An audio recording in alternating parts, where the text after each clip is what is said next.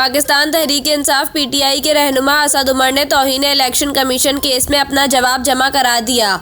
इस्लामाबाद में इमरान खान, असद उमर और फवाद चौधरी के खिलाफ तौहीन इलेक्शन कमीशन केस की समाअत हुई। तौहीन इलेक्शन कमीशन केस में असद उमर ने इलेक्शन कमीशन के शोकाज नोटिस पर जवाब जमा करवा दिया।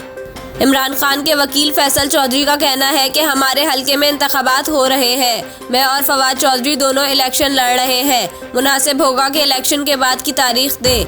आइंदा समाअत पर एतराज़ात पर दलाइल दूंगा। वकील फैसल चौधरी का मजीद कहना था कि मैं कोशिश करूंगा कि आइंदा समाअत पर हाजिर हो सकूं। इंतखाबी मुहिम के लिए वक्त भी कम मिला है। इलेक्शन कमीशन ने मजीद समाअत 28 फरवरी तक मुलतवी कर दी।